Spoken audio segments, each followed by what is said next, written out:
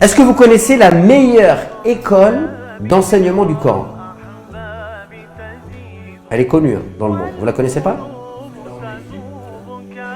Il y a mieux encore. Il y a 10 000 fois mieux. 1 milliard de fois mieux. L'Azhar, c'est l'Égypte. Si ce n'est toi, c'est donc ton frère.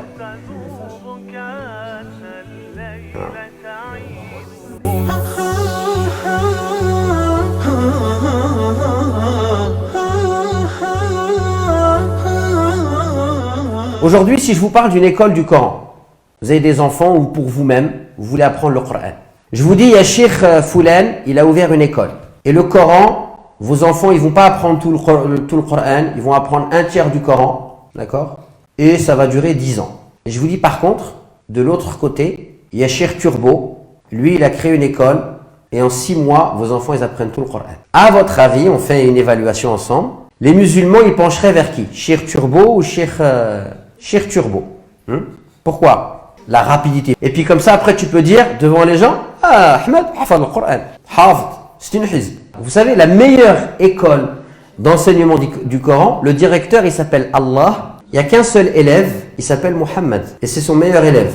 Et cette école-là, son programme, il a duré combien de temps? Il a duré 63 ans. Parce que les 40 premières années de la vie du prophète, il est orienté et préparé pour recevoir le Coran.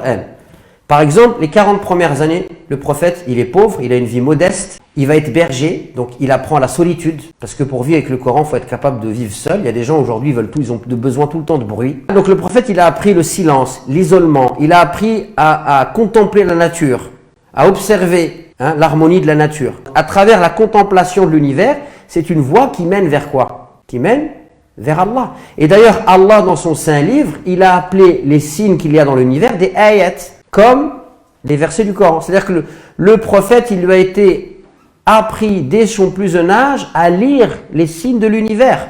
Il a été initié par Allah subhanahu wa ta'ala. Donc après, ensuite, le prophète, il va apprendre, d'accord? Il va voyager, il va voir d'autres contrées pour cultiver l'ouverture d'esprit, etc. Et à 40 ans, l'âge de la maturité, le prophète, il se retire dans une grotte. Parce qu'il cherche à contempler l'univers, à comprendre.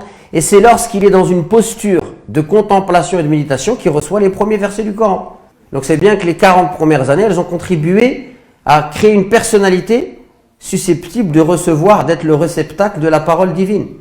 Et ensuite, l'école d'Allah subhanahu wa ta'ala, dans l'apprentissage du Coran, elle a duré 23 ans. Allah, il aurait très bien pu envoyer l'ange Gabriel avec le Coran, tout classé comme on a maintenant, et lui dire, tiens, voilà, c'est pas ce qui s'est passé. Comment ça s'est passé? Le Coran, il est descendu pendant combien de temps? Pendant 23 ans. 13 ans à la Mecque et 10 ans à Médine. Quelle est la période la plus difficile pour le prophète, où il est le plus impuissant? C'est lequel? Parce qu'il subit. Il est dans une patience où il encaisse. C'est laquelle? La Mecque, pendant 13 ans. 66% du Coran, il descend à la Mecque. Et dans ces 66% du Coran, il n'y a pas de règles juridiques, il n'y a pas de loi. C'est de la moralité, de la foi, de la croyance, de l'éthique. Pourquoi? Parce que le prophète, à ce moment-là, il a besoin d'être nourri. 33% du Coran descend à Médine. Alors que là, les réalisations du prophète, en termes visibles, sont beaucoup plus importantes parce que là, il va fonder un État. Mais avant de fonder cet État, ils avaient déjà fondé un État à l'intérieur d'eux-mêmes. Donc ce Coran-là, il va s'étaler pendant 23 ans. Aujourd'hui, on dirait qu'on va donner l'apprentissage du Coran en 20 ans, on va nous dire vous êtes malade. Pourtant, c'est le projet d'Allah subhanahu wa ta'ala. 23 ans. Est-ce que le Coran, il descend et puis voilà, il y a des quantités, ces trucs, alors tu dois apprendre 2 hizb par jour. Est-ce que Allah, il a dit au prophète, tu dois apprendre, voilà, non. Comment il descendait le Coran? Voilà, il descendait fragment par fragment, mais en fonction de quoi? En fonction de la situation. Et là, on met le doigt sur quelque chose qui est extrêmement important. C'est-à-dire que, c'est ça qu'il faut recréer dans nos têtes.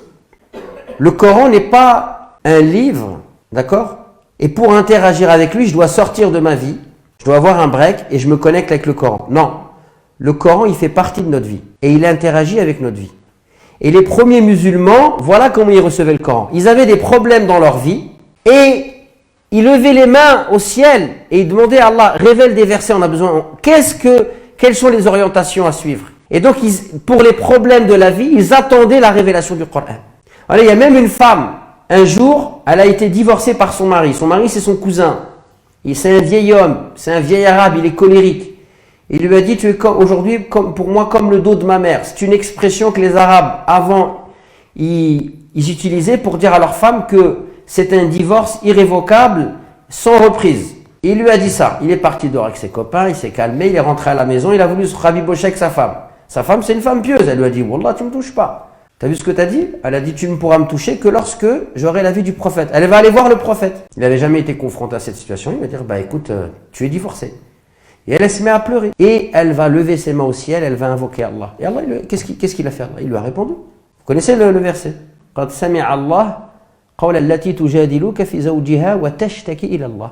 Allah, il a entendu, d'accord, la parole de celle qui te parlait au sujet de son époux et qui s'est plaint à Allah. Voilà comment le Coran il était vécu à l'époque. Le Coran répondait aux problématiques de leur vie. D'accord? Le Coran, il répondait aux problématiques de la vie. Et lire le Coran, ou du moins recevoir le Coran, c'était pour eux, eh bien, recevoir des réponses dont ils avaient besoin, ou des orientations, ou des remontrances en fonction de ce qu'ils vivaient dans leur vie. Donc chaque jour, le même verset, tu peux le lire, et il peut te dire un certain nombre de choses sur ta vie. Tu peux comprendre chaque jour un verset différemment en fonction de ce que tu es en train de vivre. Comme le disait un sage, Allah a descendu le Coran pour qu'il soit lu et médité et qu'il soit une guérison pour nous. Et certains ont fait de sa lecture une œuvre. Le simple fait de lire le Coran est devenu une œuvre. Et on va pouvoir exagérer sur les voix, Star System, etc.